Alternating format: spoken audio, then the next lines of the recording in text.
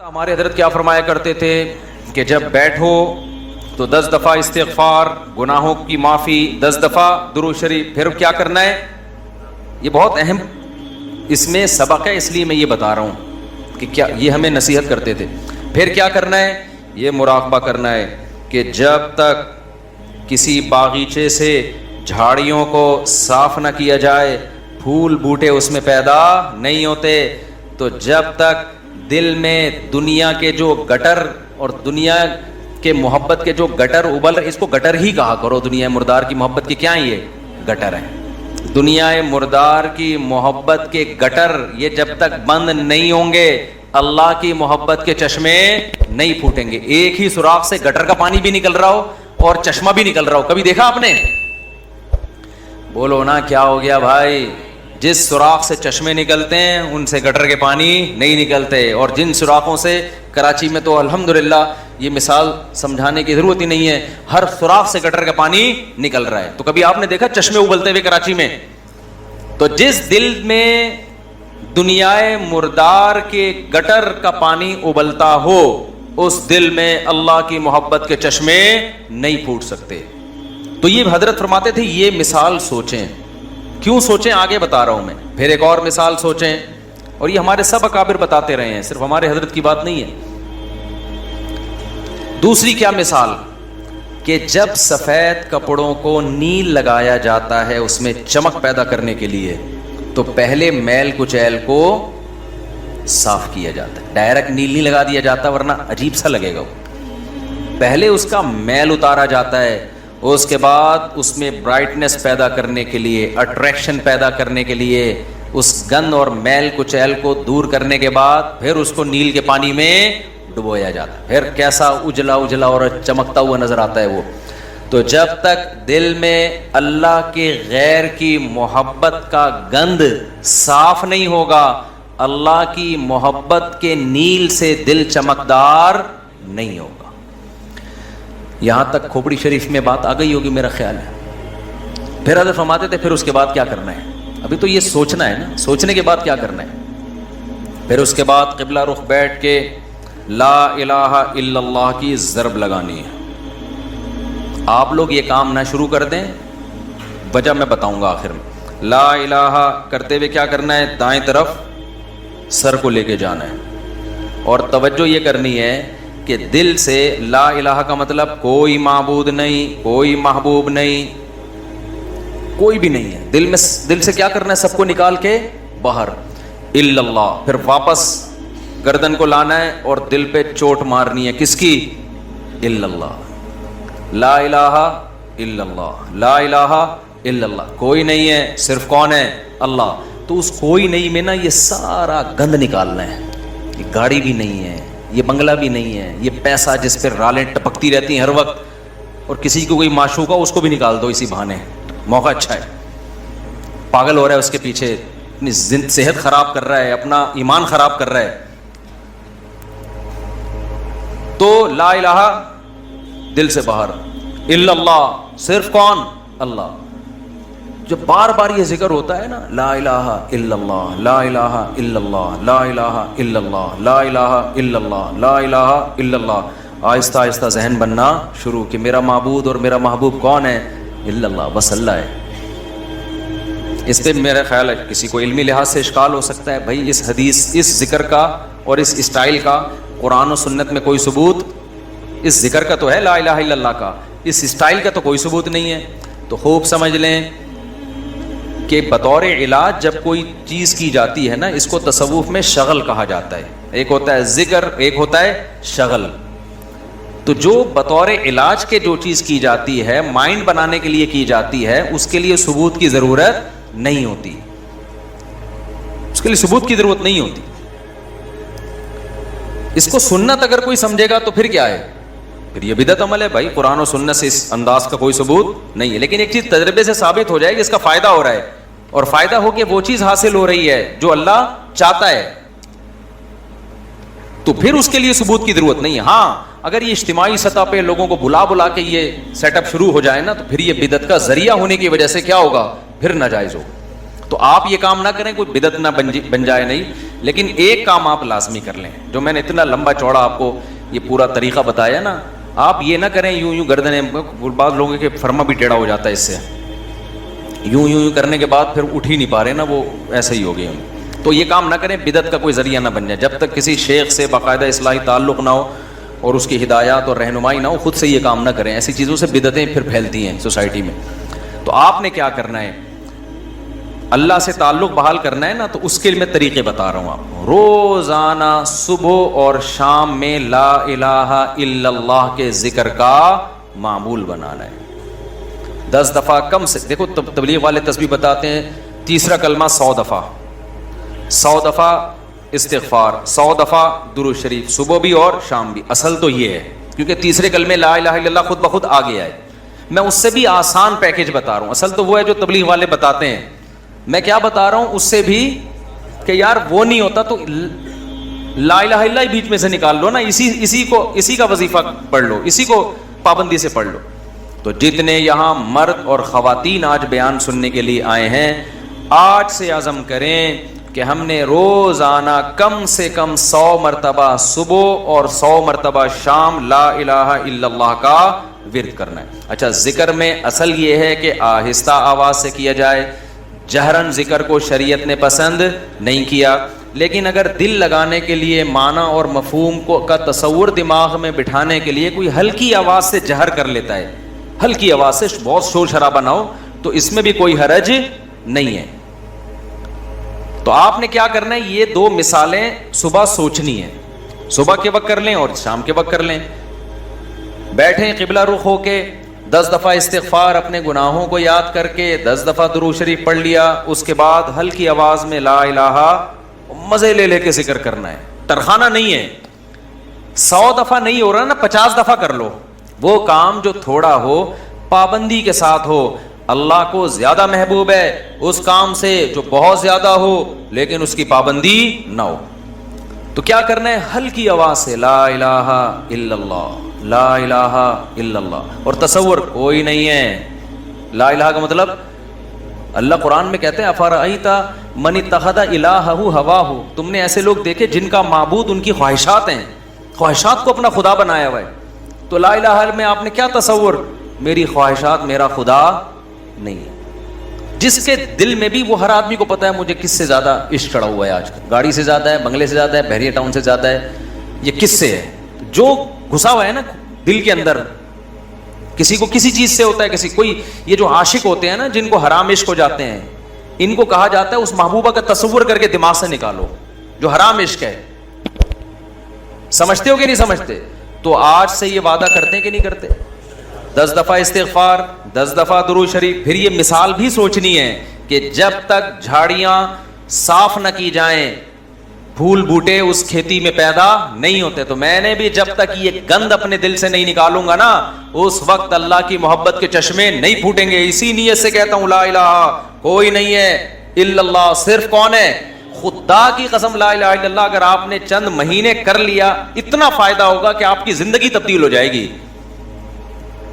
اور جتنے نفسیاتی ڈاکٹر جو آپ کو مختلف قسم کی ڈپریشنوں کے علاج بتا رہے ہیں نا, سارے فیل ہیں اس کے سامنے. لیکن شیطان کرنے نہیں دیتا کام. 2 دن کریں گے, صوفی بن کے بیٹھ جائیں گے, اس کے بعد اب یہ تو ایسی, تو کچھ فائدہ تو ہو نہیں رہا. چھوڑو یار, اللہ کا نام لینے کی توفیق تو مل رہی ہے نا, فائدے کو مت دیکھو. یہ نہیں دیکھنا کہ فائدہ ہو رہا ہے کہ نہیں, بس نام بھی اللہ کا لینے کی توفیق مل گئی تو یہ فائدہ بھی بہت ہے, لیکن ہوگا فائدہ انشاءاللہ.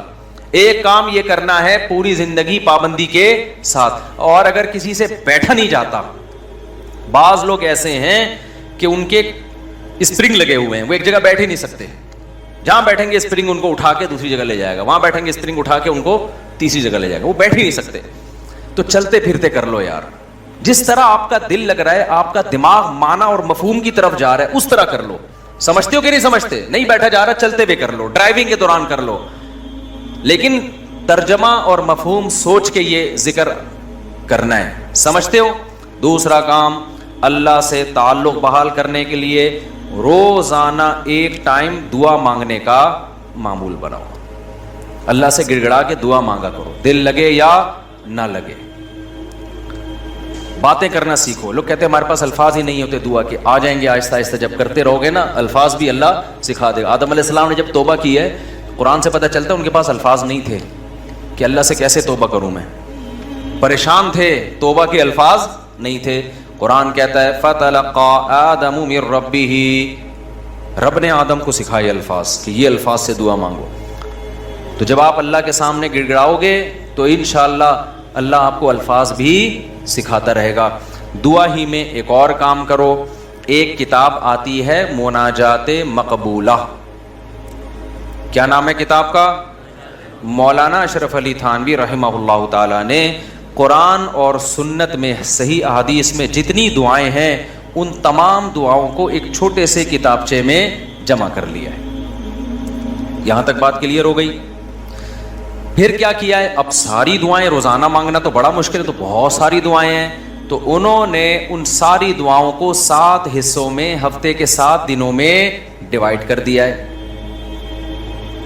اس سے وہ پڑھنا کیا ہو گئی ہیں؟ آسان. پھر لکھ دیا ہے ہفتے کی دعائیں, اتوار کی دعائیں, پیر کی دعائیں, منگل کی دعائیں, بدھ کی دعائیں, جمعرات کی دعائیں, جمعے کی دعائیں. تو جہاں جمعے کی دعائیں سٹاپ ہو رہی ہے وہیں سٹاپ کر دو, کیونکہ اب جو مناجات مقبولہ مل رہی ہے اس میں پھر لوگوں نے اپنی غریبیاں بھی بہت آگے لگا دی ہیں. تو آپ نے یہاں میرا خیال ہے میں نے ساتھیوں سے کہا تھا رکھوائیں مناجات مقبولہ.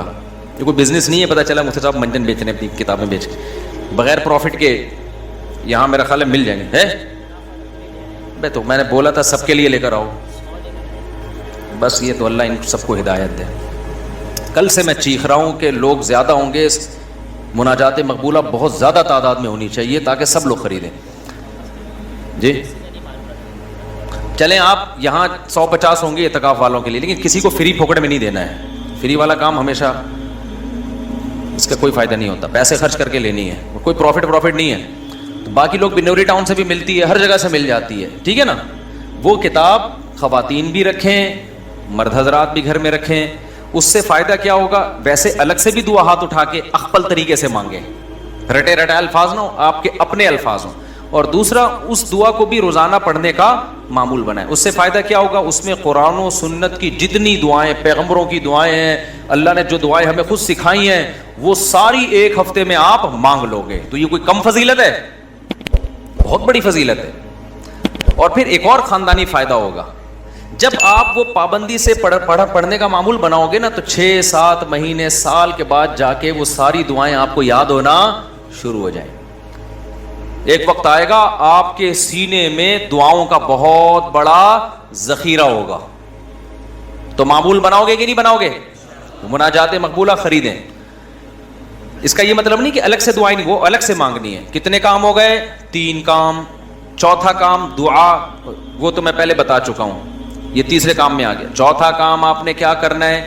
روزانہ کم سے کم 1 پارے کی تلاوت کرنی ہے. موبائل سے جان چھوٹے گی نا, لوگ کہتے ہیں پھر بھائی سارا دن موبائل میں لگے رہتے ہیں, تو موبائل نہیں ہو تو کیا کریں. تو یہ کام کریں گے تو پھر تھوڑا بہت موبائل کے لیے وقت بھی آپ کو مل جائے گا. تو پہلے اپنے آپ کو اچھے کام میں بزی تو کریں نا. تو کیا کرنا ہے؟ روزانہ 1 پارہ قرآن کی تلاوت. اگر آپ اٹک اٹک کے پڑھتے ہیں, 1 پارہ پڑھنا بہت مشکل ہے, تو ٹائم کر لیں آپ کہ میں روزانہ آدھا گھنٹہ قرآن مجید کی تلاوت کروں گا. یہ بھی مشکل لگ رہا ہے تو زیادہ فنٹر بننے کی ضرورت نہیں ہے, آپ کہیں 25 منٹ کروں گا. یہ بھی مشکل لگ رہا ہے تو کوئی بات نہیں, 20 منٹ پہ لے آئیں. یہ بھی مشکل لگ رہا ہے 15 منٹ پہ لے آئیں. یہ بھی مشکل لگ رہا ہے آپ بولیں صرف 10 منٹ میں تلاوت کروں گا. کوئی ٹینشن کی زیادہ کے چکر میں نہ پڑیں. شیطان کیا کہتا ہے؟ تو بہت نیک آدمی, یہ 10 منٹ سے کیا ہوتا ہے, سارا مسئلہ یہاں سے خراب ہوتا ہے. آپ 10 منٹ بیٹھ جاؤ قرآن لے کے. وہ 10 منٹ جو پابندی کے ساتھ ہو, اس 2-3 گھنٹے کی تلاوت سے بہتر ہے جس میں 2 دن بہت بڑا ولی اللہ بنا ہوا ہے, اس کے بعد مارکیٹ سے شارٹ ہو گیا. آئی بات سمجھ میں؟ تو روزانہ کیا کرنا ہے؟ تلاوت کا معمول بنانا ہے. کتنے کام ہو گئے؟ 4. 5واں کام کیا کرنا ہے آپ نے؟ دیکھو قرآن میں تہجد کی اتنی زیادہ فضیلت اللہ نے بیان کی ہے نا, کہ ایسا لگتا ہے کہ جو جنت میں جائیں گے وہ تہجد تو پڑھتے ہی ہوں گے لازمی. یعنی قرآن سے ایسا لگتا ہے, کہیں بھی ایسا نہیں ہے کہ جنتیوں کی صفت بیان کی اور تہجد کا اس میں تذکرہ نہ ہو. تو ہمت کر کے نا رات کو 2 سے 4 رکعتیں کم از کم پڑھنے کا معمول بنا لو. اور اس 4 اور جو دعا کرو گے نا وہ اسی 4 رکعتوں کے بعد, وہ جو ایک معمول میں نے بتایا نا دعا کا, کیونکہ سب سے زیادہ قبولیت کا وقت کون سا ہے؟ رات کا آخری سے. تو ہماری خواتین کو بھی ان چیزوں کا اہتمام کرنا چاہیے اور ہمارے مردوں کو بھی. آپ دیکھنا انشاءاللہ زندگی میں آہستہ آہستہ زبردست تبدیلی آنا شروع ہوگی, سکون آنا شروع ہوگا گھروں میں, اطمینان. ایک دم سے نہیں ہو جاتا سب کچھ, تھوڑا سا اللہ سے کنیکشن بحال ہونا شروع ہوگا. اور یہ تو ہے, یعنی یہ فرائض واجبات کے بعد کی بات کر رہا ہوں. اور دوسرا جو اللہ کے مخلوق کے حقوق ہیں ان میں سب سے بڑا حق یہ ہے کہ مخلوق پہ پیسہ خرچ کیا جائے. انگریزوں والے اخلاق سے کچھ بھی حاصل نہیں ہوتا. لوگ تعریفیں کر دیتے ہیں بہت اچھے, گورا کیا کرتا ہے, مسکراتا بہت ہے, وہ کبھی غصہ نہیں آئے گا اس کے, اچھی بات ہے, یہ کوئی بری چیز نہیں ہے. روکڑا نہیں نکلتا اس کی جیب سے. بات آ رہی ہے سمجھ میں؟ ابے بھائی بس یہ کہہ کے بیان ختم کر رہا ہوں. گورا پتہ ہے کیا ہے, بہت اچھا ہے. کیوں؟ جب آپ سے ملے گا نائس ٹو میٹ یو, آپ سے مل کے مجھے خوشی ہوئی. جب بات کریں گے مسکرا کے, اچھی بات ہے, حدیث میں آتا ہے مسکرا کے بات کرنا صدقہ ہے. کبھی کسی سے لڑیں گے نہیں اور بڑے تمیز سے سب کچھ. روکڑا نہیں نکلتا گورے کی جیب سے. آپ جو دیکھ رہے ہیں بل گیٹس وغیرہ بہت زیادہ پیسہ ان کے پاس ہے, تو یہ جو کر رہے ہوتے ہیں نا یہ ان کے چونی اٹھنی ہوتی ہے, سمجھتے ہو؟ یہ جو اتنا کچھ ٹرسٹ میں دے رہے ہوتے ہیں یہ ان کی چونیاں اٹھنیاں ہیں. تو اٹھنی نئی جنریشن کو تو اٹھنی کا مطلب ہی نہیں پتا کیا ہوتی ہے. نئی جنریشن جو ہے نا کچھ دنوں میں کہے گی کہ ہمارے ابا نا, ابے تو غریب آدمی, صرف 5,000 کا نوٹ تجھے جیب خرچی میں ملتا ہے, تجھے شرم نہیں آتی؟ یہ 5,000 کی یہ ویلیو ہونے والی ہے ابھی تھوڑے دنوں میں. تو خیر, اللہ تعالیٰ نے ہمیں حکم دیا ہے وفی اموالہم حق للسائل والمحروم, ان کے مالوں میں جو ضرورت مند لوگ ہیں ان کا حق ہے. ایسے صدقات و خیرات کیا کرو جیسے گورا ٹائم پہ ٹیکس دیتا ہے. ان کے یہاں ٹیکس کی بڑی ویلیو ہے, اچھا شہری ہے, ٹیکس میں ڈنڈی نہیں مارتا. ہم ٹیکس بھی دیں گے لیکن ہم اپنے رشتہ داروں پہ, غریبوں پہ, ضرورت مندوں پہ ایسے تجوریوں کا منہ کھولیں گے کہ گویا یہ اللہ کی طرف سے ہم پہ ٹیکس ہے. کنجوسی ختم کرو معاشرے میں. زکوٰۃ دیتے ہوئے جان نکل رہی ہے, حالانکہ کتنی تھوڑی سی زکوٰۃ ہے یار, کتنی تھوڑی سی زکوٰۃ ہے. بیٹیوں کے نام ہو رہا ہے زیور تاکہ زکوٰۃ نہ دینی پڑے. خوشی خوشی دو یار, سال میں ایک دفعہ ایک اسلام کا رکن ادا کرنے کا موقع مل رہا ہے, اس سے بڑھا کے دیا کرو. 2.5% ہے, ہم 5% دیں گے جی. غریبی اللہ بھی تو ہمیں ضرورت سے زیادہ دے رہا ہے کہ نہیں دے رہا؟ جتنا اللہ کے ذمے ہمارا رزق ہے وہ تو 2 روٹی ہے, صبح اور ایک شام, اور بالکل فٹ فاٹ رہتا ہے. لیکن اللہ پراٹھے بھی کھلا رہا ہے. اللہ ہم تختوں پہ بھی سو سکتے ہیں لیکن اللہ نے سونے کے لیے ہمیں کیا دیے ہوئے ہیں؟ گدے دیے ہوئے ہیں. ہر چیز ہمیں اللہ نے, ایک جوڑا ہمارا گزارے کے لیے کافی ہے جو سطر کو ڈھانپ لے, لیکن پیٹیاں کھولو پوٹلوں کے پوٹلے نکل کے گریں گے نیچے. تو میرے بھائی اللہ کیا ہمیں ترسا ترسا کے دیتا ہے؟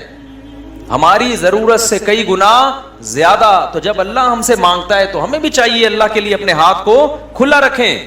تو جتنے خواتین یہاں بیٹھی بیان سن رہی ہیں, جتنے مرد, ہر مہینے معمول بنائیں کچھ نہ کچھ اماؤنٹ پابندی سے صدقہ کریں گے, اور اپنے بچوں کو سکھائیں. بچوں کو پتہ ہے آج کل کیا سکھایا جا رہا ہے؟ بیٹا پیسہ پیسہ جو ہے نا اس پہ کبھی کمپرومائز نہیں کرنا. ہر وقت ان کے سامنے دولت کی باتیں, پیسے کی باتیں, دولت کی باتیں, پیسے کی باتیں, بزنس کی باتیں. لہذا جس بچے کو جاب نہ ملے وہ کھمبے سے لٹک کے مرتا ہے. پھر وہ بچے کو توکل کی باتیں کرو, بیٹا پیسہ ویسا کچھ نہیں ہوتا, ٹھیک ہے اللہ نے ہمیں بہت دیا لیکن یہ سب کچھ نہیں ہے.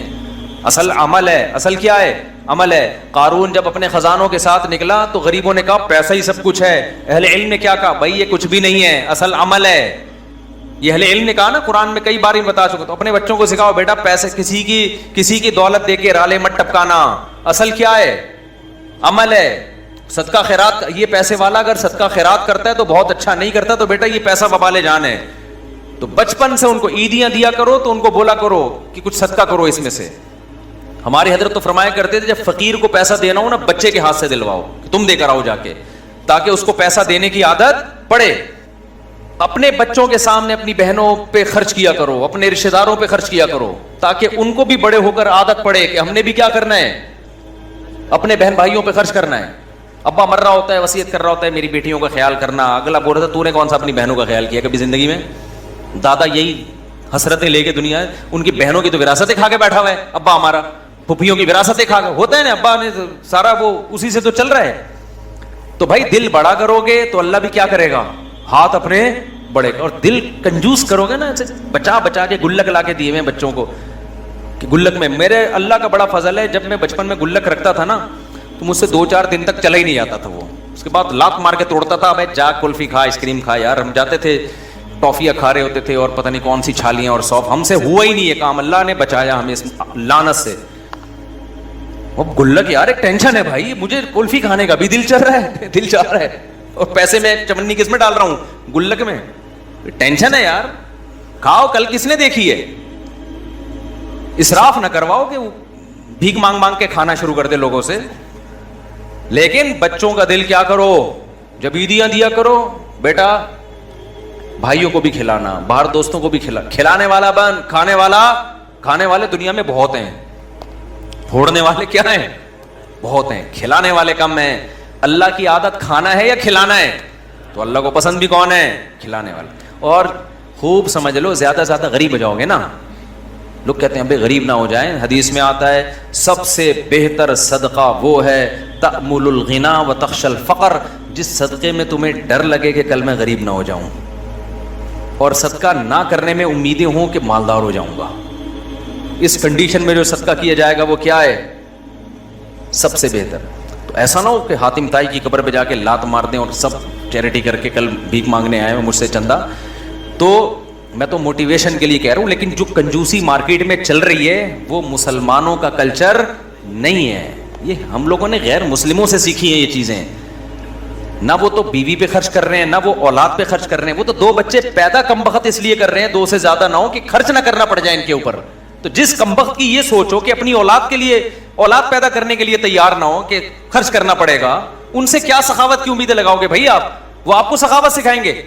خرچ کرنے کا سب سے بہترین محل تو ماں باپ اور اولاد ہیں, انہی کے لیے تو انسان کماتا ہے. کوئی بات نہیں, پیدا ہوں گے کھلائیں گے, کوئی بات نہیں. اور بچے کہیں نا کہ ابا کھانے کو روٹی نہیں ہے, بیٹا روٹی ضروری نہیں ہے, اللہ پیٹ ضرورت کا, ہمارے نبی کو تو 40 دن روٹی نہیں ملتی تھی, کوئی ضروری نہیں ہے,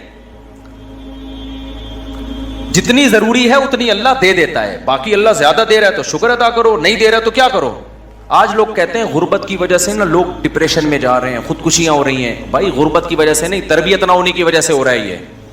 پہلے بھی غریب ہوتے تھے لیکن مائیں سکھاتی تھیں, باپ سکھاتے تھے, بیٹا آج روٹی ہے ٹھیک ہے, اور نہیں ہے تو کیا ہے, صبر کرو. میں ایک واقعہ سنا کے بس بیان کو سمیٹتا ہوں. ایک بزرگ کا واقعہ ہے کہ ان کے پاس نا ایک طالب علم پڑھا کرتا تھا. پہلے زمانے میں کیونکہ وسائل بہت کم ہوتے تھے دینی مدرسوں کے پاس, طلبہ بہت سے بھوک میں پڑھتے تھے. تو ایک طالب علم تھا, وہ اب کبھی مدرسے میں روٹی مل رہی ہے کبھی نہیں مل رہی. تو وہ بزرگ تھے, وہ بھی اسی کے ساتھ جب بھوکے رہتے, جب روٹی ہے تو ٹھیک ہے, بھوکے نہیں ہے تو کھا لیا, چلو جی روٹی ہے تو کھا لیا. امام ابو یوسف جو امام ابو حنیفہ کے شاگرد ہیں نا, پتہ نہیں کتنے سال انہوں نے صرف دہی اور سوکھی روٹی پہ گزارا کیا ہے, پھر جا کے علم حاصل کیا ہے. اگر اس طرح کے ان کو تربیت دی جاتی کہ کامیاب وہ ہے جو پراٹھے پھوڑ رہا ہے اور یہ کھا رہا ہے, تو وہ تو ابو یوسف تھوڑی بنتے. پھر وہ قاضی القضاء, اسلامی دنیا کے جو سب سے پہلے مسلمان جج تھے نا, سب سے بڑی آبادی پہ, وہ امام ابو حنیفہ کے شاگرد ابو یوسف رحمۃ اللہ علیہ تھے. وہ پیڑے کھا کے نہیں بنے ہیں, وہ سوکھی روٹیاں کھا کے. مولانا طارق جمیل صاحب کی آج لوگ عیش و عشرت دیکھتے ہیں, کئی مہینے ابلے ہوئے چاولوں پہ گزارا کیا ہے. تو وہ جو بزرگ تھے نا, ان کے شاگرد نے کیا کہا, جب کھانا ہوتا نا تو وہ کھلا دیتے, جب کھانا نہیں ہوتا تو وہ بزرگ کہتے کہ بیٹا آج ہم اللہ کے مہمان ہیں, آج ہم کیا ہیں, آج اللہ کھلائے گا. مطلب ہے کہ کوئی کھانے کا انتظام اللہ کھلائے گا, کہ یہ مطلب ہوتا ہے کہ کوئی انتظام, بس اللہ تسلیاں دے گا, یعنی صبر کی توفیق دے. تو ویسے ہی ہوتا ہے. ایک دن وہ بیچارہ بیٹھا ہوا, تو بزرگ اس نے پوچھا کہ کھانا ہے, انہوں نے کہا ہاں ہے. تو وہ طالب علم رونے لگا. یہ تربیت کی بات بتا رہا ہوں آپ کو, آج کل یہ تربیت نہیں ہے. تو بزرگ نے کہا بیٹا آج تو کھانا ہے, آج تم رو کیوں رہے ہو. انہوں نے کہا کہ استاد جی آپ جب یہ کہتے تھے نا آج ہم اللہ کے مہمان ہیں, اس میں جو لذت تھی وہ کھانا کھانے میں نہیں تھی, کیونکہ آج اللہ کے لیے جب صبر کرنا پڑتا ہے تو اس کا اپنا مزہ ہے نا. روزے میں بھی تو ہم بھوکے پیاسے رہتے ہیں, لیکن اس کا ایک لطف ہے. یہ کس کے لیے رہتے ہیں, یہ اللہ کے لیے رہتے ہیں. ویسے کوئی ہمیں بھوکا پیاسا ذرا رہ کے, تو ڈاکٹر کہہ کے تھک گئے, کم کھاؤ کم کو مانتا ہے, خود ڈاکٹر نہیں مانتا اپنی بات. ادھر میں بیٹھا ہوا تھا, میں طلبا کو نا یہاں لڑکوں کو سمجھا رہا تھا, دیکھو بریانیاں شریانیاں نہیں پھوڑا کرو, ایکچولی ہماری ڈائٹ یہ ہونی. میں بہت زبردست کھانا آیا, میں نے بھی پھوڑ دی بیٹھ کے. مجھے خود یاد نہیں تھا کہ میں ابھی تھوڑی دیر پہلے نصیحتیں کیا کر رہا تھا, ابھی پرسوں کی بات ہے. تو یہ مجھے کہنے لگے آپ تو سمجھا رہے تھے یہ کھاؤ. میں نے کہا بے بھائی اس تقریر کو الگ رکھ, کھانے کے بعد دوبارہ ہم اس پہ ڈسکس کریں گے, ابھی بھوک لگ رہی ہے, پھوڑنے تھے. تو بھائی جو سمجھا رہا ہوتا ہے وہ بھی پھوڑتا ہے, ڈاکٹر خود پھوڑ رہے ہوتے ہیں. لیکن کیسے اللہ کے کہنے پر یار اللہ ہمیں توفیق دیتا ہے, پورا مہینہ کھانا پینا ایسا جام ہوتا ہے, ایک قطرہ حلق میں پانی کا نہیں اترتا. یہ خدا کے حکم کے بغیر ممکن نہیں ہے. تو اس کا اپنا ایک سکون ہے, ایک لذت ہے اس میں. ٹینشن تھوڑی اتنی انسان پال سکتا ہے, اس میں ایک خاص لذت ہے کہ کس کے لیے یہ اللہ کے لیے ہے. تو یہ جو میں نے آپ کو معمولات بتائے ہیں, کوشش کریں گے نا اس پر عمل کرنے کی. صدقہ بھی کرنا ہے, خیرات بھی کرنا ہے, اور خواتین نے بھی خیرات کرنا ہے. نبی صلی اللہ علیہ وسلم نے خواتین کو الگ سے حکم دیا کہ تم صدقات و خیرات کی کرو اور اس آگ سے بچو جس سے بچنے کا اللہ نے حکم دیا. اب خواتین کہیں گے ہم کہاں سے صدقہ خیرات کا معمول بنائیں. بھائی آپ صدقہ خیرات کا ایسے معمول بنائیں کہ اگر کوئی پاکٹ منی شوہر کی طرف سے ملتی ہے اس کو تھوڑا بچا لیا کریں کہ بھائی اتنا میرا ہے, باقی کیا کرنا ہے. یا اگر کوئی سورس آف انکم ہے اس میں سے کچھ خاص کر لیں. یا یہ بھی نہیں ہے, کچھ بھی نہیں مل رہا, تو نبی صلی اللہ علیہ وسلم نے فرمایا جو عورت شوہر کے پیسے صدقہ کرے شوہر کی اجازت سے, اپنے پاس صدقے کے لیے کچھ بھی نہیں ہے, شوہر سے یہ کہے کہ میں نے فلاں کو صدقہ کرنا ہے, میرے پاس پیسے نہیں ہے, آپ مجھے اتنے پیسے دے دو تاکہ مجھے صدقے کا ثواب مل جائے. شوہر انسان کا بچہ تھا, اتفاق سے اس نے بھی کچھ پیسے نکال کے بیگم کو دے دیے کہ چل بھائی تیرے پاس نہیں ہے تو میں تجھے دے دیتا ہوں. تو نبی نے فرمایا کہ شوہر کو بھی مکمل ثواب ملے گا صدقے کا, اور عورت کو بھی مکمل, حالانکہ پیسہ عورت کا خرچ نہیں ہو رہا ہے. سمجھتے ہو کہ نہیں سمجھتے ہو؟ تو اس لیے بھائی اس صدقات و خیرات کا معمول بناؤ, اس کی عادت ڈالو. یہ چند معمولات ہیں جو ہم نے پورے سال. نبی کی 9 بیویاں, جب ان ازواج نے آپ سے مانگا کہ بھئی ہمارے گھر میں 40 دن چولہا نہیں جلتا, پیسے نہیں ہیں, راشن نہیں ہے, تو آپ صلی اللہ علیہ وسلم نے کیا فرمایا؟ قرآن کی آیتیں نازل ہوئیں, یا ایھا النبی قل لازواجک, آپ اپنی بیویوں سے کہہ دیجئے اگر تمہیں دنیا کی دولت چاہیے تو میں تعالینا امتعکن, میں تمہیں پیسے دے دیتا ہوں, واسرحکن سراحا جمیلا, اور عزت کے ساتھ تم سب کو رخصت کر دیتا ہوں. بھئی کسی پیسے والے سے شادی کر لو. کیوں؟ اللہ نے ہمارے نبی کے لیے غربت کو سلیکٹ کیا تھا. حالانکہ آپ مالدار بننا چاہتے بن سکتے تھے, لیکن نبی آخری نبی ہے نا, تو اس میں کیا حکمتیں ہیں وہ میں بھی نہیں چھیڑوں گا. ہمارے نبی کی جو غربت تھی وہ اختیاری تھی. اختیاری کا مطلب آپ نے خود اپنے آپ کو مسکین رکھا ہوا تھا. یہ نہیں کہ آپ کے پاس پیسہ نہیں تھا, پیسہ آتا تھا سارا صدقہ کر دیتے تھے. صبح آیا شام تک نہیں بچا, شام کو آیا صبح تک نہیں بچا. لیکن مجھے اور آپ کو اس طرح کرنے کی شریعت میں اجازت نہیں ہے کہ آج سے پتہ چلے آپ نے سارے بینک خالی کیے, سارا سونا وونا گھر کے پلاٹ کی فائلیں والے بیچ باچ کے تمبو لگا کے روڈ پہ آ کے بیٹھ گئے اور بیگم سے کہہ رہے ہو رہنا ہے اسی طرح رہو تمبو میں ورنہ نکلو. یہ آپ کو اجازت نہیں ہے. کیوں نہیں ہے؟ یہ ٹاپک نہیں ہے میرا, کیونکہ میں نے اگر اس ٹاپک پہ چلا گیا تو یہ جو ٹاپک آج لے کے چل رہا ہے وہ چینج ہو جائے گا. بس ابھی فی الحال یقین کر لیں کہ مولوی صاحب اگر کہہ رہے ہیں تو علم کی بنیاد پہ کہہ رہے ہوں گے. تو یہ نبی کے لیے اللہ نے اس طرز زندگی کو سلیکٹ کیا ہے, میرے اور آپ کے لیے یہ نہیں ہے. ہمارے اور آپ کے لیے یہ کہ تمیز سے اچھے بچوں کی طرح کماؤ, کچھ جمع بھی کرو, خرچ بھی کرو, گھر والوں پہ ہاتھ بھی کھلا رکھو, اچھے بچوں کی طرح اس طرح سے زندگی گزارو. فنٹر بننے کی کوشش, فرض واجب نماز روزہ یہ پورے کرو بس. لیکن نبی کا معیار اونچا تھا. تو نبی صلی اللہ علیہ وسلم نے فرمایا تعالینا امتعکن واسرحکن سراحا جمیلا, میں تمہیں رخصت کر دیتا ہوں, کسی مالداروں سے شادی کر لو. اس زمانے میں طلاق یافتہ بیوہ کی شادی ہونا کوئی مسئلہ نہیں تھا, ایک سے ایک رشتہ مل جاتا تھا. یہ تو ہمارے زمانے میں نحوست ہے کہ نہیں ہوتی شادیاں. اور اگر تم اسی طرح رہنا چاہتی ہو تو اسی طرح غربت میں میرے ساتھ گزارا کرنا پڑے گا. تو تمام کی تمام امہات نے, نبی نے ان کو طلاق کا باقاعدہ اختیار دیا. یہیں سے علماء نے مسئلہ نکالا ہے کہ طلاق مرد خود بھی دے سکتا ہے, بیوی کو طلاق کا اختیار بھی دے سکتا ہے. اگر مرد اپنی بیوی سے کہہ دے کہ میں نے تجھے طلاق کا اختیار دیا تو یہ اختیار عورت کے پاس بھی آ جاتا ہے, پھر وہ اپنے اوپر طلاق واقع کر سکتی ہے. اس سے بھی پتہ چلتا ہے کہ عدالتی خلا جو آج کل چل رہا ہے اس میں اسلام میں اس کی کوئی حیثیت نہیں ہے, کیونکہ مرد جب بیوی کو رائٹ دے گا تو ہوگا, کورٹ کے دینے سے نہیں ہوتا. جج صرف اپنی بیوی کو طلاق دے سکتا ہے, دوسروں کی بیویوں کو جج طلاق نہیں دے سکتا. یہ بار بار بیان کرتا رہا ہوں میں, کیونکہ اب دنیا کا نظام چینج ہو رہا ہے, ہر جگہ ایسا ہی ہو رہا ہے, یہ جو آج کل سسٹم چینج ہو گیا نا. تو اب کیا ہے, اللہ یہ کہ چند صورتوں میں جج بھی دے سکتا ہے, وہ الگ ٹاپک ہے. تو نبی صلی اللہ علیہ وسلم نے طلاق کا باقاعدہ اختیار دے دیا, یہ نہیں کہا کہ تم چاہتی ہو تو میں تمہیں طلاق دے دیتا ہوں, نہ, باقاعدہ رائٹ دے دیا کہ اپنے اوپر واقع کر لو. حضرت عائشہ رضی اللہ تعالی عنہا کا جب نمبر آیا, اچھا عورت اگر اسی مجلس میں وہ اختیار واپس کر دے تو ختم ہو گیا اختیار. مرد نے جس مجلس میں اختیار دیا نا, اس مجلس کے ساتھ رہتا ہے, ہمیشہ کے لیے دے دیا تو ہمیشہ کے لیے, مجلس کے ساتھ دے دیا تو جب تک اس مجلس میں ہے طلاق واقع کر سکتی ہے, جب مجلس ختم ہو گئی تو طلاق کا آپشن بھی ختم. تو نبی نے حضرت عائشہ سے بھی فرمایا کہ تمہیں بھی میں اختیار دیتا ہوں, لیکن آپ نے فرمایا جلد بازی نہ کرنا. کیا مطلب, جلدی میں یہ نہیں کہہ دینا کہ بھئی مجھے نبی قبول ہیں, ایسا نہ ہو, کم عمر تھی نا حضرت عائشہ, ایسا نہ ہو جلد بازی میں فیصلہ کرو پھر دوبارہ کل فاقے پڑیں, پھر بولو بھائی یہ میں نے فیصلہ کیا تھا, غلط کر دیا تھا. اس لیے آپ نے فرمایا اپنے گھر میں پہلے مشورہ کر لو. حضرت عائشہ سے فرمایا اپنے گھر میں جا کے مشورہ کر لو, مشورے کے بعد سوچ سمجھ کے ایک رائے قائم کرو کہ اسی فقر و فاقہ میں 40 دن چولہا نہیں جلے گا, اسی میں گزارا کرنا ہے یا مجھ سے طلاق لے کے کہیں اور شادی کرنی ہے, جلدی میں فیصلہ نہ کرو. حضرت عائشہ کو اتنا غصہ آیا نا نبی کے اس بات پر, فرمایا افیکا اشاور, آپ کے بارے میں مشورہ کروں گی میں, یعنی پیغمبر کے بارے میں اپنے ابا اماں سے جا کے مشورہ کروں گی کہ رہنا کہ نہیں رہنا, مطلب کوئی مشورہ نہیں کرنا, رہنا ہے. یہ جو غیر مسلم طنز کرتے ہیں نا کہ پیغمبر نے شادی کی اتنی کم عمر میں, اتنی بڑی عمر میں ایک 9 عمر لڑکی سے, تو اس 9 عمر لڑکی کو طلاق کا اختیار دیا جا رہا ہے اور وہ کہہ رہی ہے کہ آپ کے بارے میں نے کسی سے مشورہ نہیں کرنا. یہ سوال ہی غلط ہے. افیکا اشاور, یہ کیسے ہو سکتا ہے, آپ جیسا شوہر مجھے کہاں ملے گا, کوئی مشورہ نہیں, آپ کے ساتھ ہی رہنا ہے.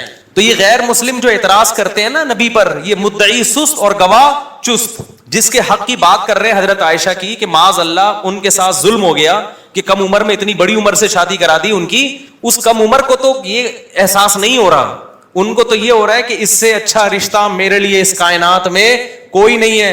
ہندو اور عیسائی کو اعتراض ہو رہا ہے کہ بچی پہ کیا ہو گیا, ظلم ہو گیا. اس کو کہتے ہیں مدعی سست اور گواہ بولو چست. جیسے کہ آپ لوگ بالکل بھی چست لگ نہیں رہے ہو مجھے اس وقت تراویح کی وجہ سے. تو یہ خود ہمارے پیغمبر کی ایک بہترین سیرت ہے کہ اتنی عمر میں ہو کے ایک کم عمر سے 9 عمر سے نکاح کیا, اور کھلانے پلانے کو بھی کچھ نہیں ہے, اور 8 سوکنے بھی ہیں, پھر بھی وہ کہہ رہی ہیں کہ آپ کے بارے میں مشورہ بھی نہیں کرنا میں نے. حالانکہ اب تو زندگی گزار چکی تھی نبی کے ساتھ. اگر وہ شروع میں فیصلہ معاذ اللہ غلط ہو گیا تھا شادی کا, تو اب تو ٹائم گزر چکا تھا نا, اب تو آپ کے پاس آپشن تھا بھائی میں نہیں رہتی. وہ کہہ رہی ہیں آپ کے بارے میں نے مشورہ بھی نہیں کرنا, اور یہ ناممکن ہے. یہ کیسی بات آپ کر رہے ہیں, میں آپ کے بارے میں کیسے مشورہ کر سکتی ہوں. خدا کی قسم کسی غیر مسلم میں غیرت ہوگی نا, غیرت, بھٹ دھرم اور ضدی نہ ہو, اس بات کو پیغمبر کی نبوت کی دلیل سمجھ کے محمد صلی اللہ علیہ وسلم پر ایمان لے کر آئے گا کہ آپ جیسی پاکیزہ سیرت اور آپ جیسے کامیاب شوہر اس کائنات میں گزرے نہیں ہیں. آج کوئی 50 سال کا 9 سال کی سے کر کے دکھائے, چند دن گزارے اور کھلانے کو روٹی بھی نہ ہو, اچھی بھلا جو بیوی ہوگی نا وہ مارکیٹ سے کیا ہو جائے گی, شارٹ ہو جائے گی. بلکہ آج جو مارکیٹ سے شارٹ ہو رہی ہیں بیویاں, وہ والی ہو رہی ہیں جو جوڑ کی شادیاں ہیں, جو ظاہری اعتبار سے بھی جوڑ کی شادیاں. 25 سال کے لڑکے کی 24 سال کی لڑکی سے شادی ہو رہی ہے, 25 سال کا یہ PhD بھی ہے, پروفیسر بھی ہے, اور کروڑ روپے کما بھی رہا ہے, اور بیگم غریب بھی ہے. پھر بھی جس دن مارکیٹ سے آٹا شارٹ ہوا, بیگم اسی دن مارکیٹ سے شارٹ ہو گئی. آٹا شارٹ ہونے کی فکر اتنی نہیں ہوتی جتنی اس کو بیگم کے شارٹ ہونے کی. ہمارے پاس تو کیسز آ رہے ہیں نا, کورٹ میں بھی آ رہے ہیں. ذرا سا بے روزگار ہوا, بیگم شارٹ, وہ کہتی تیرے میں ہے کیا جو میں تجھ سے تیرے ساتھ رہوں, ایک آٹا تیرا تھا وہ بھی نہیں ہے بھائی. تو یہ محمد صلی اللہ علیہ وسلم کے بہترین شوہر ہونے کی دلیل. میدان جنگ میں آپ سے بہترین کمانڈر کوئی نہیں, سیاست میں آپ سے بہترین سیاست کسی کے پاس نہیں, گھر میں آپ سے بہترین شوہر کوئی نہیں. ایک ہی وقت میں تمام بہترین صفات اللہ نے اکیلے محمد صلی اللہ علیہ وسلم میں جمع کر دی, جبکہ اسباب اور وسائل بالکل بھی نہیں ہے. اسباب اور وسائل تو پیسے کو بولتے ہیں نا, وہ بالکل بھی نہیں ہے. اب میں وہ اس واقعے کی طرف آتا ہوں. اب مجھے بتاؤ, ہاں تو میں آپ سے یہ کہہ رہا تھا کہ بیگم صاحبہ کو خوب اچھا کھلائیں, جو خود پہنے اس کو پہنائیں, جو خود کھائیں اس کو کھلائیں. لیکن قدرت کی طرف سے اگر غربت آ گئی ہے بھائی, تو پھر ٹینشن لینے کا نہیں ہے. پھر بیگم اگر کہتی ہے نہیں رہنا, کوئی بات نہیں بیگم, میں تو یہی کچھ کھلا پلا سکتا ہوں, رہنا ہے رہو, نہیں تو پتلی گلی سے نکلو, ہم کسی اور سے شادی کر لیں گے. ایک دم سے نہ نکال دو, پہلے مجھ سے مشورہ لے لینا. وہ بعض دفعہ خواتین غصے میں بھی کہہ رہی ہوتی ہیں مجھے چھوڑ دو, ایک دم وہ غصے میں کہہ رہی ہوتی ہیں, 4 دن کے بعد ان کا موڈ بدل جاتا ہے. خود سے کچھ نہ کرو, مشورہ لے لیا کرو. میرا تو مقصد صرف یہ بتانے کا ہے کہ ٹینشن لینے کا نہیں ہے. ایک تو بے روزگاری کی ٹینشن, اوپر سے ایک اور ٹینشن اپنے اوپر مسلط کرو تو پاگل ہو جاؤ گے. ٹینشن وینشن نہیں, ٹینشن صرف ایک چیز کی لینی ہے بھائی, وہ جو حدیث میں آتا ہے من کانت الآخرۃ ہمہ, جس نے آخرت کو اپنی ٹینشن بنا لیا تو اللہ اس کی تمام ٹینشنوں کو ختم کر دیتے ہیں, اس کی فکریں سمیٹ دیتے ہیں. ہماری ٹینشن بس یہ کہ آخرت میں بخشش ہو جائے. نہ بیگم ٹینشن ہے ہماری, نہ بچے ہماری ٹینشن ہے, نہ کوئی اور ہماری ٹینشن ہے, نہ گورنمنٹ ہماری ٹینشن. میری ٹینشن یہ ہے کہ مجھ سے قیامت کے دن سوال ہوگا, میں اس سوال میں پورا اترتا ہوں یا نہیں. اب آٹا مہنگا ہونے کی ٹینشن ہم کیوں نہیں لے رہے کہ ہماری وجہ سے نہیں ہوا, میری وجہ سے ہوا ہوتا نا تو میں ٹینشن لیتا کہ آخرت میں چترول کس کے لگیں گے, میری وجہ سے تھوڑی ہوا ہے. اب اگر ہمارے پاس مسائل ہیں تو مہنگا آٹا خریدیں گے, وسائل نہیں ہے تو بیگم کو بولیں گے پاپے چائے میں ڈبو کے, پاپے بھی آٹے کے بنتے ہیں. آہستہ آہستہ, اللہ نہ کرے ہمیں وہ حالات نہ آئیں, ابھی تو اللہ کھلا پلا رہا ہے, لیکن اگر اللہ نہ کرے خدا نہ خواستہ ایسے حالات آئیں تو بھائی وہی گزارا کرو, 2-3 کھجوریں کھا لیا کرو صبح شام. مرتا نہیں ہے بھوک سے اتنی جلدی انسان, اور جب آپ بھوکے رہو گے نا ایک دم کولیسٹرول کم ہوگا, جوان ہو جاؤ گے. میں آپ کو بتاؤں ابھی تو ڈاکٹر کہہ رہے ہیں کہ بھوکا رہنے سے بہتر کوئی جوان ہونے کا نسخہ نہیں ہے, تو ڈاکٹر بھی اس طرف آ گئے ہیں, اگرچہ کھا دبا کے رہے ہیں, وہ بھی مشورے اس طرح کے دے رہے ہیں. تو خیر اب دیکھو حضرت ابو سعید خدری رضی اللہ تعالی عنہ نبی کے پاس آئے, سارا گھر لٹا دیا.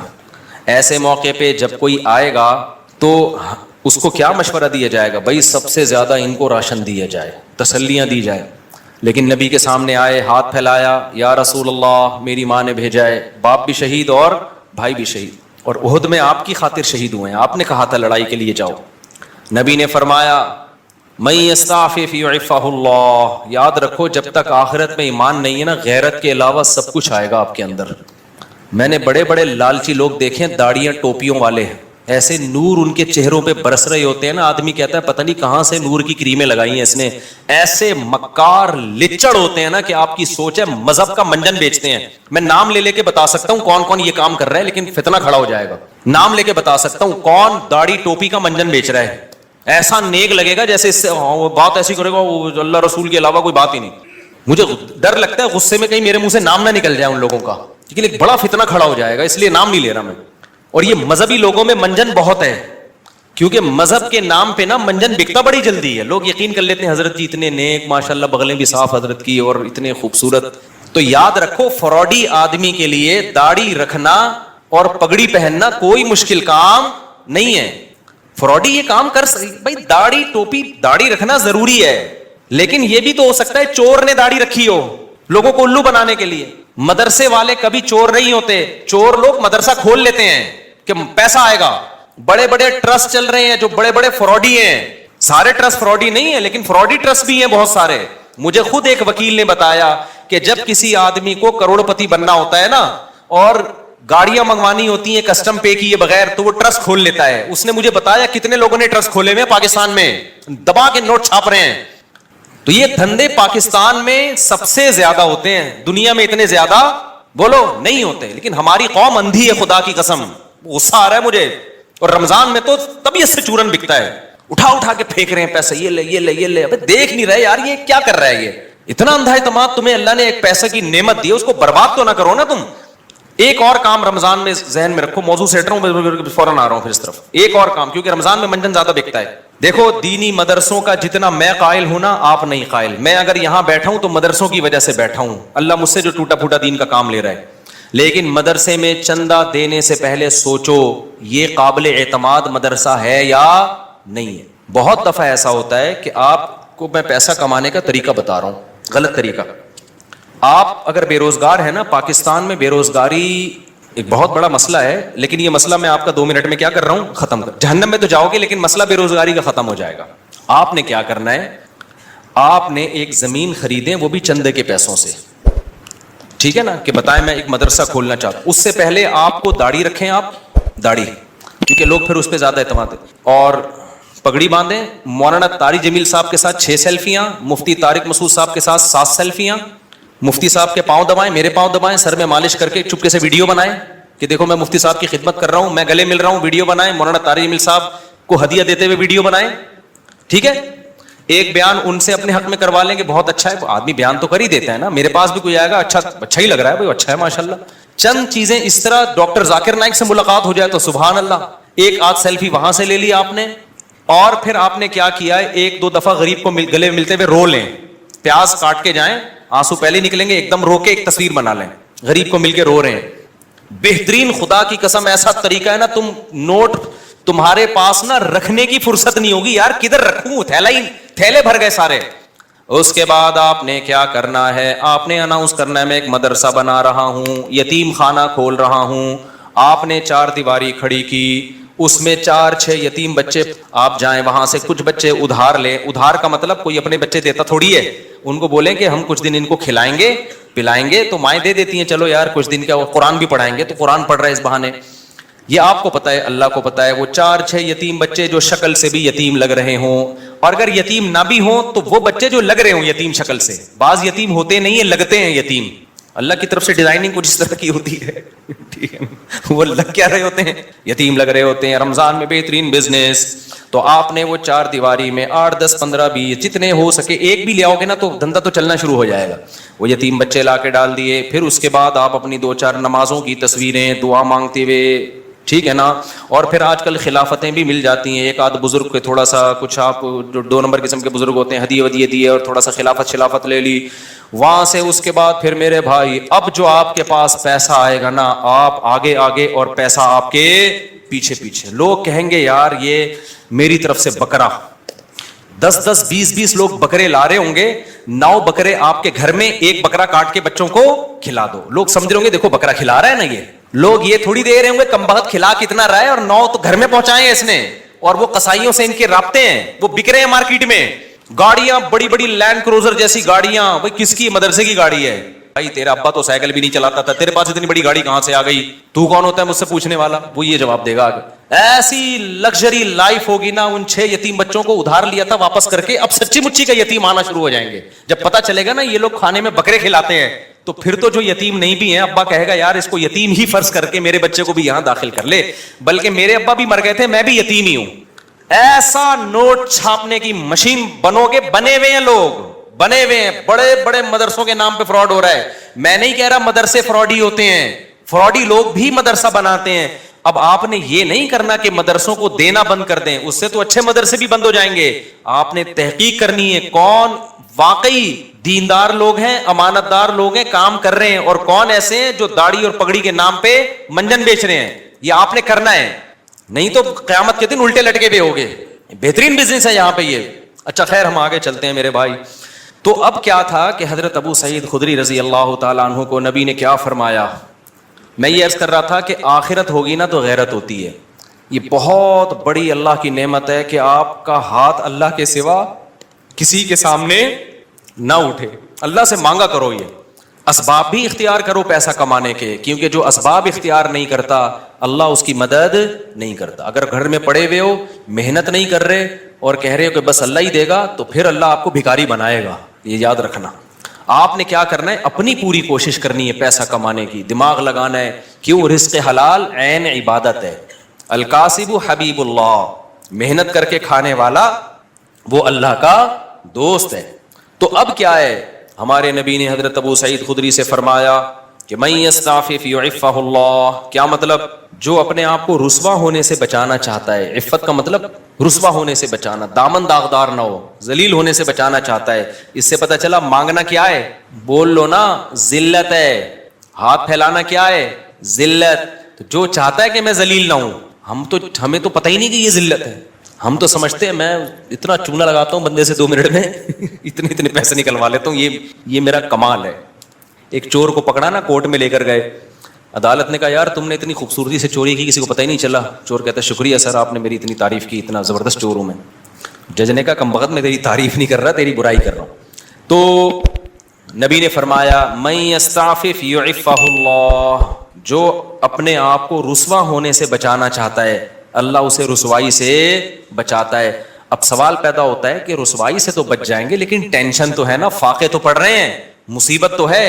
اگلا جملہ نبی نے فرمایا وَمَن يَتَصَبَّرْ، جو اللہ سے صبر مانگتا ہے يُصَبِّرُهُ اللَّهُ، اللہ اسے صابر بھی بنا دیتا ہے.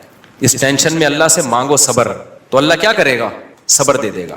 جیسے موسیٰ علیہ السلام کی ماں نے جب حضرت موسیٰ کو صندوق میں رکھا نا بچے کو، تو فرعون نے پکڑ لیا اس بچے کو.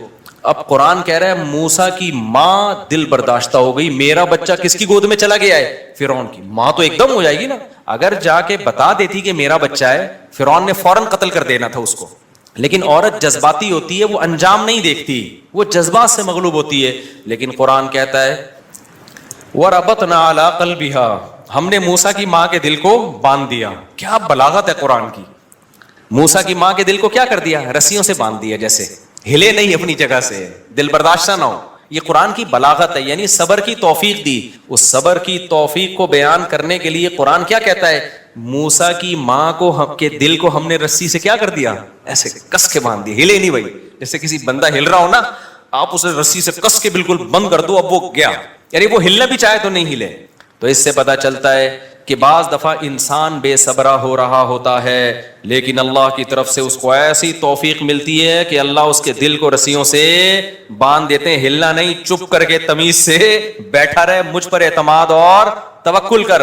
اسی لیے قرآن میں نبی اس کو اللہ نے فرمایا وما صبرک الا باللہ، اے نبی آپ صبر کریں، لیکن آپ کا صبر اللہ کی توفیق کے بغیر نہیں ہوگا. یہ صبر بھی آپ نے اللہ سے مانگنا ہے.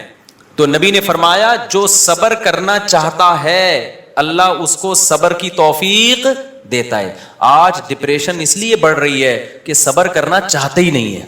جو ٹینشن آئی، جو مصیبت آئی، بس نکال دو فوراً جا کے. جو پہلے آ گیا نا وہ پٹتا ہے. آپ جب غصے میں بیٹھے ہو تو جو شروع میں آ گیا نا وہ اس کا کیا ہو گیا؟ بیڑا غرق ہو گیا. اس کے بعد حدیث دیکھو، حضرت ابو سعید خدری واپس چلے گئے. کیوں؟ نہ ماں نے کوئی اعتراض کیا، نہ 10 سال کے بچے نے کوئی اعتراض کیا. کیوں؟ لیڈر کو دیکھ رہے تھے کہ لیڈر ہم سے زیادہ قربانی دے رہے، اور آپ کی صداقت پہ یقین تھا.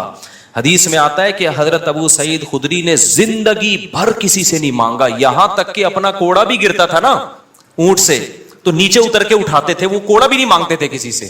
حالانکہ یہ تو ٹھیک ہے کوئی کوڑا دے دو مجھے، میرا کوڑا، لیکن نہ نہ نہ نہ بس نہیں تو مطلب نہیں، سب کچھ خود کرنا ہے، اب نہیں مانگنا کسی سے کوڑا.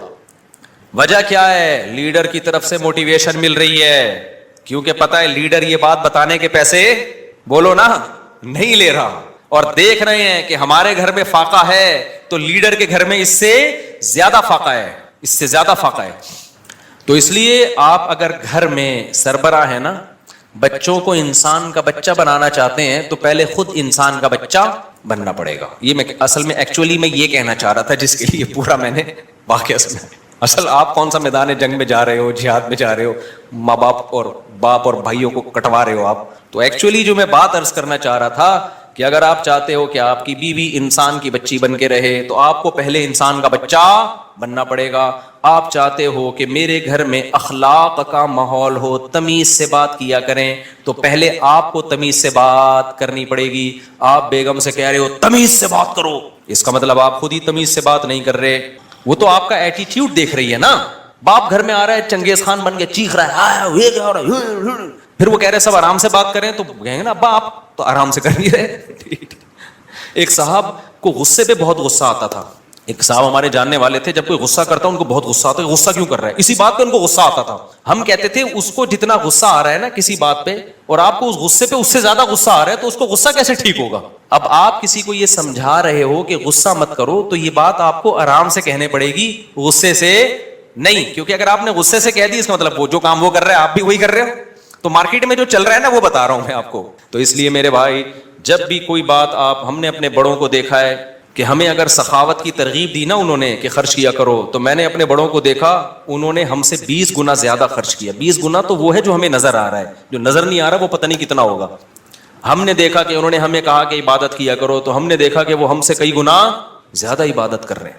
انہوں نے دیکھا اللہ پہ اعتماد اور توکل کیا کرو، انہیں ہمیں کہا تو ہم نے دیکھا کہ وہ ہم سے زیادہ اللہ پہ اعتماد اور توکل کر رہے ہیں. انہوں نے بولا کہ ہم نے مدرسے میں کوئی انتظام کرنا ہے، چندہ جمع کرو، تو خود اپنی جیب سے سب سے زیادہ چندہ دیا. نہیں یاری بات چھوڑو، رہنے تو ایسے ہی ٹھیک ہے. تو گھر میں بچوں کو عمل دکھایا کرو. آپ اگر اپنے بیٹوں کو سمجھاتے ہو کہ بہنوں کے ساتھ اچھا سلوک کرو، یہ اس زمانے کی بات ہے جب گھر میں بچے بچیاں ہوا کرتے تھے، اب تو ایک آدھ ہوتا ہے تو وہ سارا سیٹ اپ ہی برباد ہو. پہلے یہ ہوتا تھا 7-8 بہن بھائی ہیں تو ماں باپ بھائیوں کو حکم دیتے تھے بھائی بیٹوں کو بھی بیٹیوں کا بھی خیال کرنا. اب تو ٹیاں ہے ہی نہیں، ٹی رہ گئی ہے، بیٹیاں نہیں ہوتی. ایک آدھ بیٹی ہوتی وہ خود ہی اپنا خیال رکھ لے گی، اس کے لیے آپ کو نہ وصیتیں کرنے کی ضرورت نہ تکلف کی. یہ ان لوگوں کی بات کر رہا ہوں جن کے ہاں بچے ہوتے ہیں، خاندان ہوتے ہیں، چاچے مامے خاندان گھر آباد ہوتے ہیں، تو ان کے لیے خصوصی پیکیج ابھی میں پیش کر رہا ہوں کہ جب وہ اپنے بیٹوں کو سمجھائیں کہ اپنی بیٹیوں کا خیال کرنا، تو کیا مطلب بھائیوں کو سمجھا رہے ہیں بہنوں کا، تو پھر آپ نے ان کے سامنے اپنی بہنوں کا خیال کر کے دکھانا ہے. اپنی بہنوں کو دعوت دو، ان کو ہدیے دو، ان کو پیسے دو. بچوں کو پتا چلے ہمارا ابا اپنی بہنوں کا اتنا خیال کرتا تھا تو ہمیں بھی ابا کے جانے کے بعد اپنی بہنوں کا خیال کرنا ہے. ان کو پتا ہے ابا کے پاس نصیحتوں کے علاوہ کچھ بھی نہیں ہے، ٹھیک ہے. پوری تقریر ابا کی 1 گھنٹے کی ہوتی ہے، لیکن ابا کی جب بہنیں آتی ہیں تو ابا 5 روپے بھی خرچ کرنے کے لیے تیار نہیں ہے. بچوں کو آپ نے کہا کہ دیکھو بیٹا، تمہارے بھائیوں میں کوئی غریب ہو جائے، بھائیوں میں پہلے ہوتے تھے، اب بھائی نہیں، ایک آدھ بچہ ہی بس سارا برباد ہوگا. مجھے تو اتنا غصہ آتا ہے نا، پکڑ کے چترول لگانا شروع کر دوں کہ تم لوگوں نے فیملی پلاننگ والوں کی باتوں میں آ کے کیسا بیڑا غرق کباڑا کر دیا اپنے گھروں کا یار. سارا فیملی سسٹم تباہ کر دیا.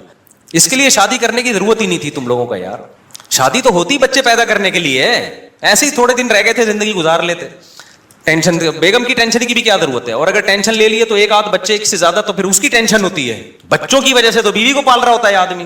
خیر اب یہ باتیں پھر خواتین ناراض ہوتی ہیں، ویسے بھی پالتا ہے، ایسا نہیں ہے صرف بچوں کی وجہ سے، تو بلکہ پالتا کہاں ہے، خود پلتی ہیں.